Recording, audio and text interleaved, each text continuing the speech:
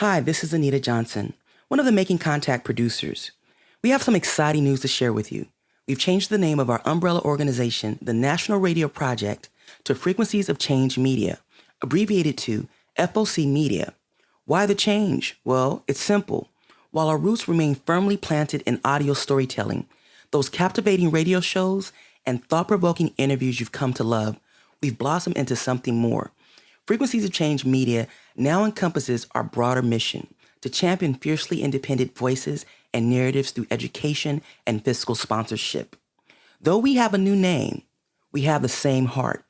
Making Contact, your trusted source for radical, nuanced reporting, remains steadfast. The weekly show you rely on isn't going anywhere. It is still the same beacon of truth, amplifying stories that matter. Visit our new website at focmedia.org. Sign up for our newsletter, learn about our team, get more background on some of our stories, and if you can, sign up to make a monthly donation so we can continue our mission to use audio storytelling to inspire a more just world. Thank you for being part of our community and journey. Making contact.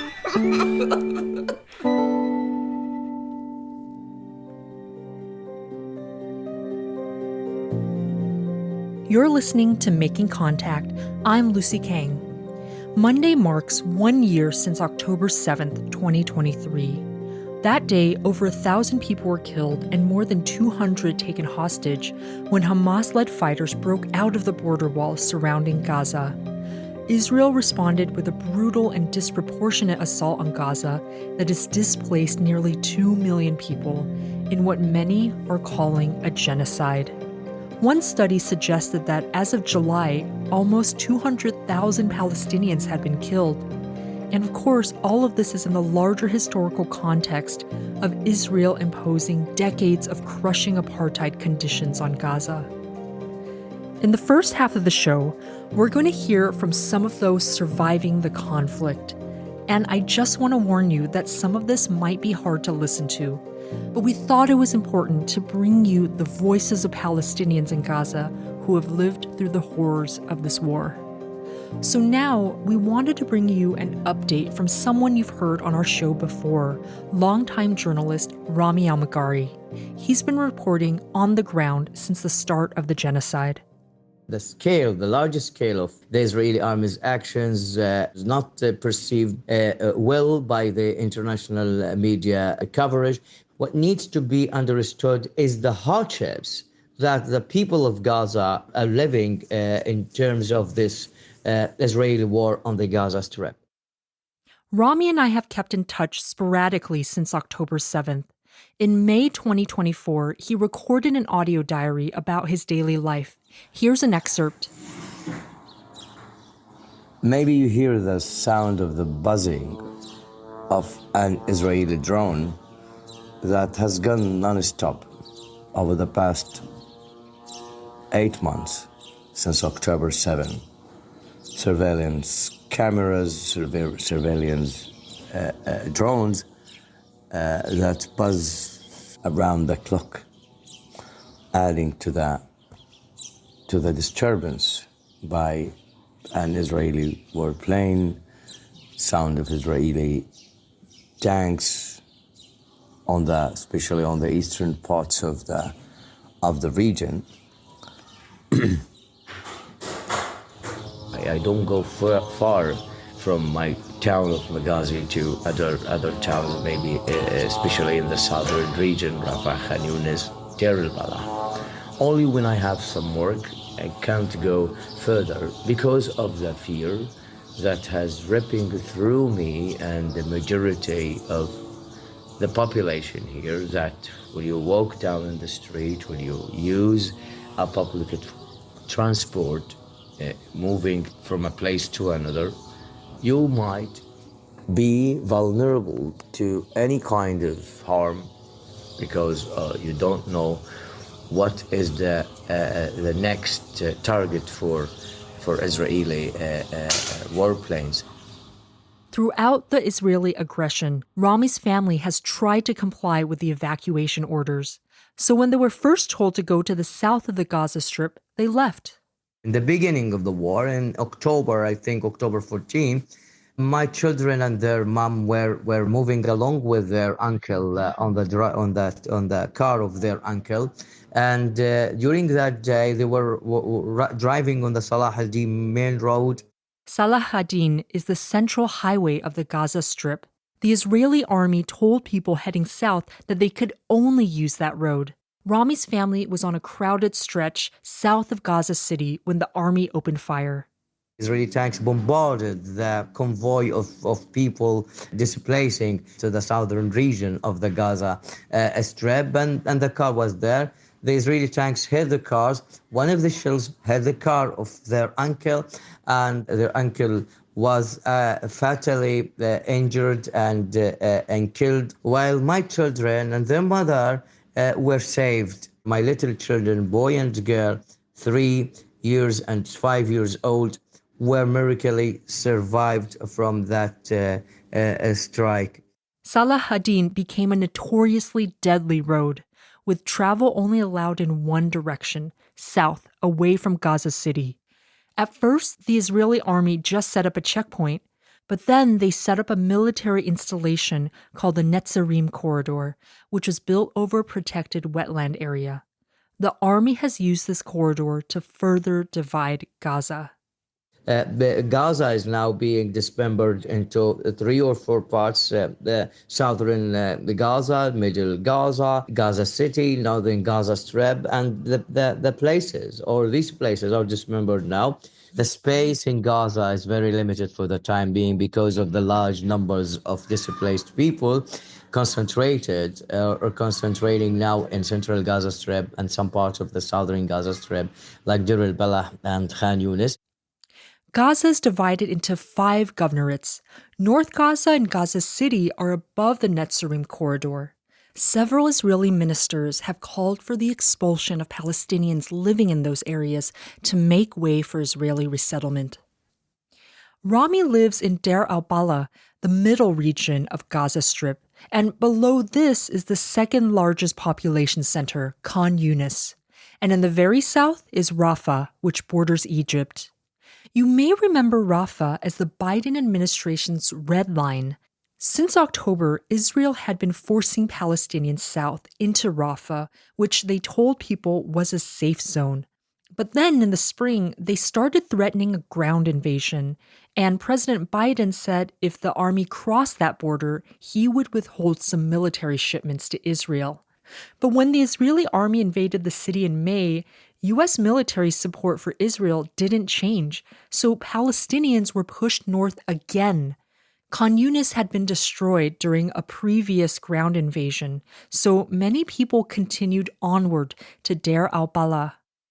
By late August, the UN estimated that Israel had forced over 1.8 million people into 11% of Gaza's territory, just 40 square miles. That's like if the entire population of Philadelphia was forced to live in the Houston airport. Rami and his family were displaced twice from their home. The first time was in January, when the Israeli military ordered the residents of Benghazi to leave before they carried out a ground invasion. Rami and his family left for Rafah. I was able to contact a truckload or a truck driver to come over to my place in Benghazi. In about less than 1 hour he came, and I had to stuff all the things or belongings, some important belongings and luggages into the truckload, and we all went right away to Rafah when there was no Israeli actions in Rafah, and Rafah was the place where all the people forced to displace went to during these times. Many Gazans say that displacement is one of the worst parts of the conflict. It's also one of the most complicated and expensive, starting with transportation. That can be anything from a private car to a large truck or even a donkey cart.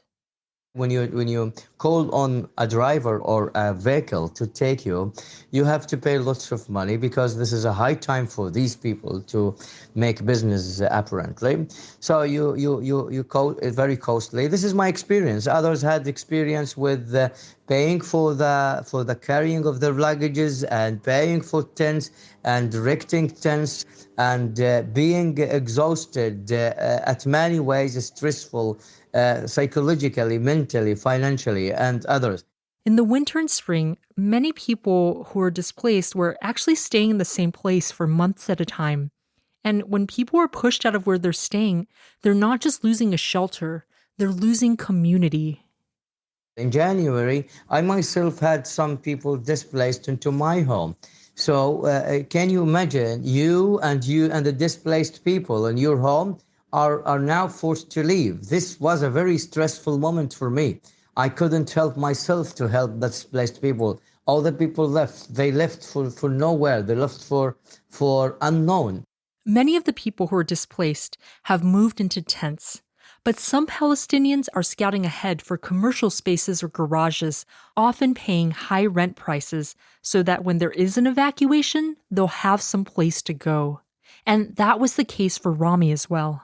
Last time, I already thought about the coastal area of the central Gaza Strip. I went myself, I took a taxi cab and went to the coastal area to find a space for me and my own family, Rami's family, I mean, not the families of my brothers. I had to ask about the coffee shop, the coffee shops over there to rent me a space for whatever price. But unfortunately, I didn't find a single space for me and my family on the coastal area of Nusayrat town, where I decided to displace. After both their displacements, Rami and his family have gone back to Benghazi. But for other Palestinians, Rafah was their final destination before leaving for Egypt. We have a few excerpts from the series Great Love, the Gaza monologues from Ashtar Theater Revisited on the Heart podcast. We'll hear from 3 siblings who traveled from their home in northern Gaza and into Egypt. My name is Tarneem Jaber. I am 19 years old. Tarneem describes what it was like crossing the Netzarim corridor into the southern part of the Gaza Strip. There was a border between the north and the south. And for us, it's the first time that we will see the soldiers in front of us. And people told us that they may take or they may kill any man they can see. If this happens, don't look at them. It's not acceptable to look or to turn your head. So I really, before I reached this point, I started crying. I was too afraid. It was terrible. The street was empty. And only you can see the quadcopter and helicopter and hearing that it's looking at you and following you in the sky. We left my mother and my old brother there in the north, suffering without food, without water, without electricity, without anything. Just they have the soldiers and the rocket. Before Israel closed the border in May, a company called Hala with ties to the Egyptian government controlled the Rafah crossing. Before October 7th, it cost about $350 to leave Gaza for Egypt. But by spring 2024, the cost of that crossing had soared, ranging from $2,500 for a child up to $15,000 for adults. In April, Hala made $2.3 million in a single day. After paying, your name went onto a wait list where it could stay for up to 2 months. Many Palestinians had paid and were waiting their turn to leave when the border closed. The Jaber siblings were able to get out before then. My name is Ahmad Jaber. I am 21 years old. I am a dental student in the 3rd year before the war. But out of nowhere, 7th of October, everything destroyed. Everything gone. We lost everything. Across the Gaza Strip, Israel has shut down access to food, water, electricity, telecommunications, medical supplies, and many other necessities of life. The blockade has fallen most heavily in the north. Ahmad describes waiting for aid at one of the roundabouts in Gaza City. Israeli troops have repeatedly bombed aid distribution centers, killing people as they waited for bags of food. There is no food in the north of Gaza, so you have to go to Arashid Street, waiting there till they get food from Israeli side. My brothers were with me there. sleeping there, waiting all the night. And once they come, the soldiers started shooting people there.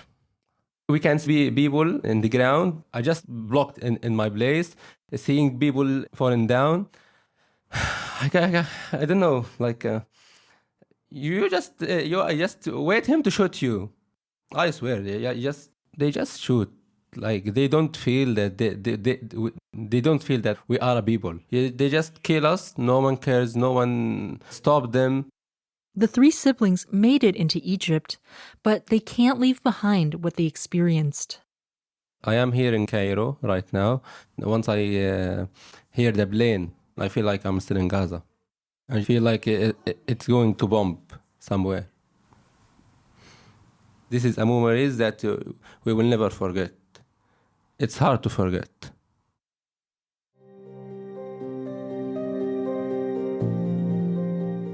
I'm just jumping in to remind you that you're listening to Making Contact. If you like today's show and want more information, or if you'd like to leave us a comment, visit us at our new website, focmedia.org. There you can access today's show and all of our prior episodes. And now, back to the show.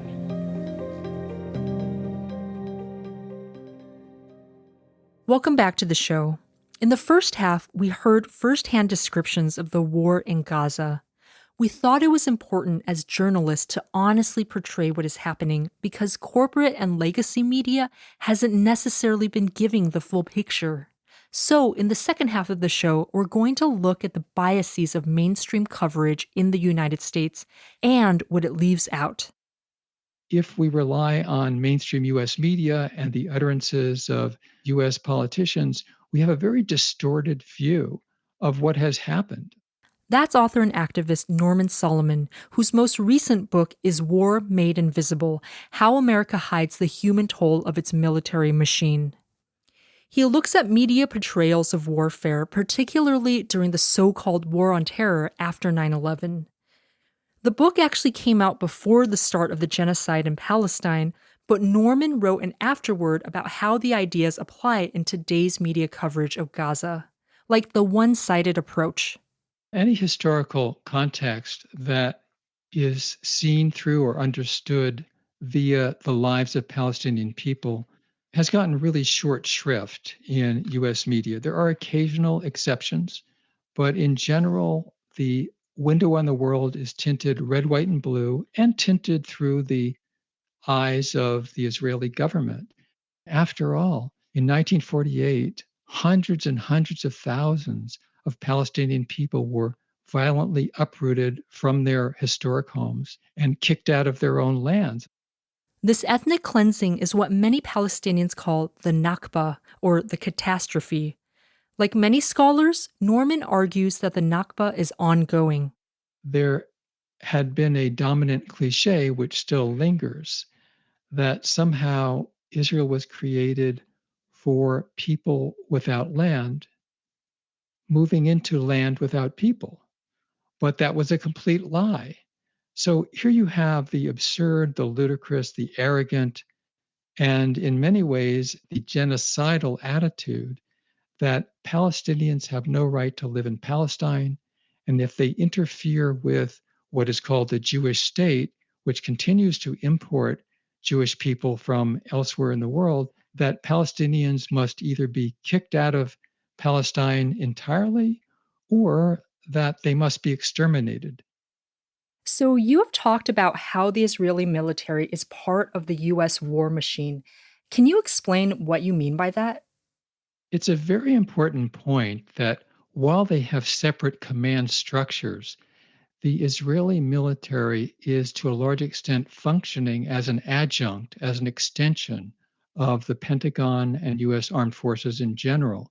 And so even though there might be differences of opinion as to how to proceed, in a sense, Israel is a sort of a military aircraft carrier in the Middle East, sharing of intelligence in both directions, testing out of weapons, sales and revolving door of giving money to Israel, and then Israel, quote unquote, buys weapons back from the United States, weapons contractors usually based in the USA.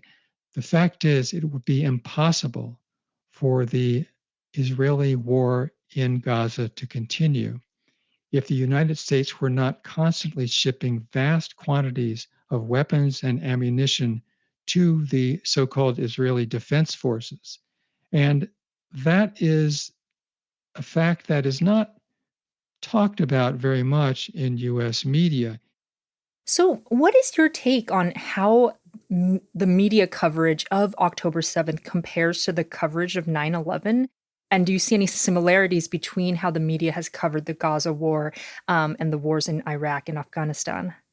The Israeli government immediately said, "This is our 9/11." And it was a very useful turn of phrase because it made Israel into the perennial victim, what I call in the book preemptive absolution. The Israeli government proceeded as though whatever it would do, no matter how many Palestinians it slaughtered, that was, we were told, implicitly justified because of what happened on October 7th. The real parallel is that those who had crimes committed against them proceeded to commit crimes against others, displaced rage on a much more massive scale.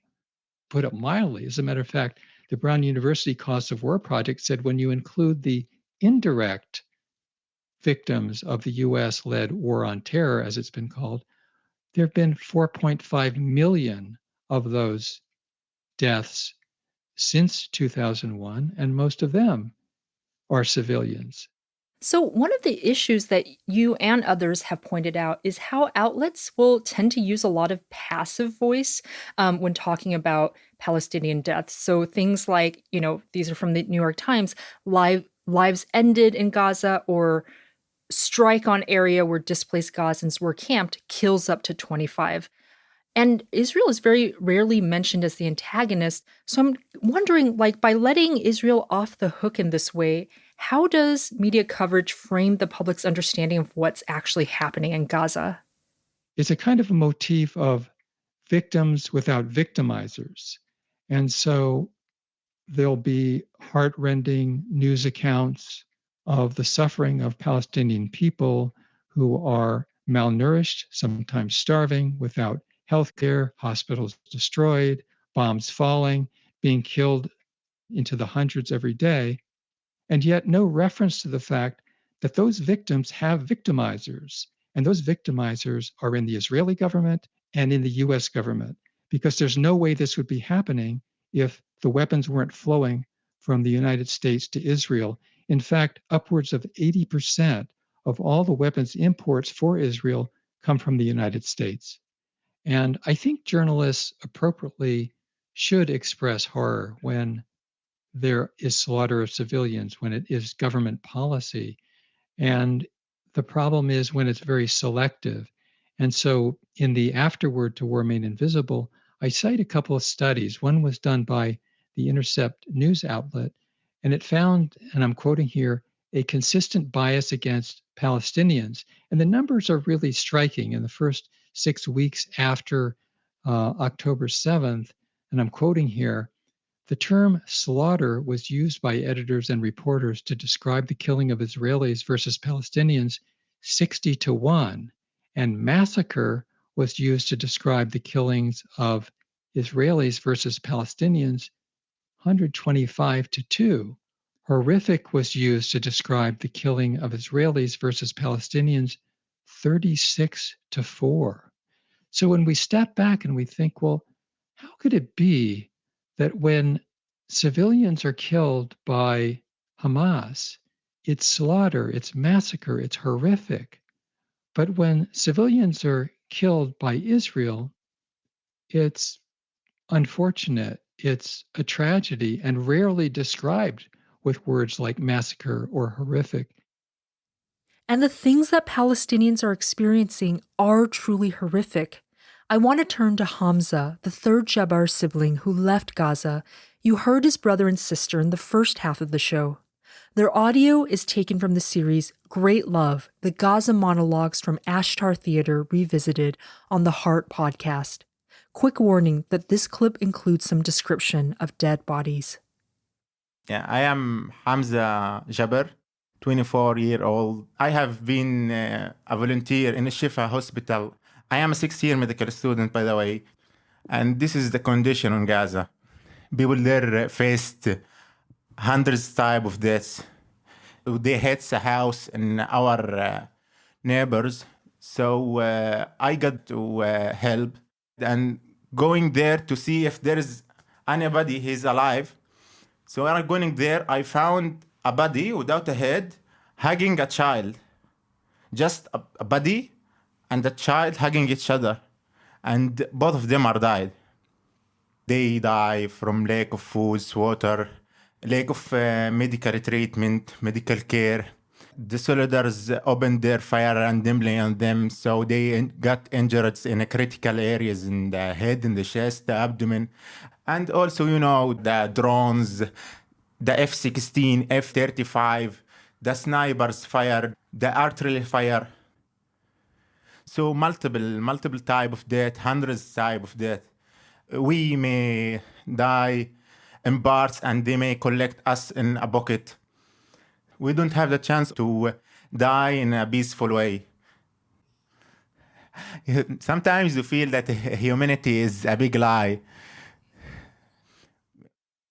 I asked Norman about that idea, that in the eyes of the Western media, not all deaths matter equally. One of the ideas in your book that I really found fascinating was this idea of the politicization of grief, or, basically how American lives are valued, but the lives of those we kill are devalued. And you talk about how this creates two tiers of grief in a zero-sum game. And then you also use this term in the book, psychological apartheid. Could you give some examples on how that's shown up over the course of Israel's war on Gaza? The reality of two tiers of grief is so routine that we're encouraged not to notice it. Human beings are often very empathetic, and our empathy is channeled by the cues, by the messaging, by the absence of messaging about whose lives matter and whose lives don't. And so it does convey that there are two levels of grief. The kind of grief that is all-consuming, that is terrible, that is racking of our souls, that very legitimate focus from news media is elevated in certain cases. And in other cases, when equally horrific killing takes place in a war context, it's a very downplayed reality. It's very flat. We rarely even see pictures. We don't hear names. So that's the other level of grief that we're encouraged to believe is not really very important. What we need is media that's honest about war and conveys that war is horrible everywhere. Israel has restricted almost all external media access to Palestine. No foreign journalists have been allowed into Gaza. Several prominent Palestinian journalists have been assassinated. And as of this recording, Israel had shut down multiple Al Jazeera offices in the occupied West Bank after journalists reported on human rights abuses by the military. But in Gaza, something is different this time. The current aggression is being called the first live-streamed genocide, and we're witnessing it through a Palestinian lens. Legacy media might not be sharing images and stories and names, but Palestinians are. They're broadcasting a picture of life in Gaza, not just during the war, but before. In fact, there are some Palestinian journalists who have almost as many or more Instagram followers than the official Israeli government account. And that represents a seismic shift in the world's knowledge of what's happening in Palestine. It's resulted in unprecedented activism, calls for institutional divestment, and a new understanding of Palestinian history. We've covered all of that on our show in the past year. Journalist Rami Almeghari says that Israel's attempt to stifle media coverage has placed a new imperative on Palestinians telling their own stories. There is a need for some kind of a truth to go out to the world from that territory. And that does it for today's show. For more information, head over to focmedia.org. There we'll have links to the GoFundMe campaigns for Rami and the Jaber siblings. You can also listen to our past coverage about Palestine. For now, I'm Lucy Kang. Thanks for listening to Making Contact.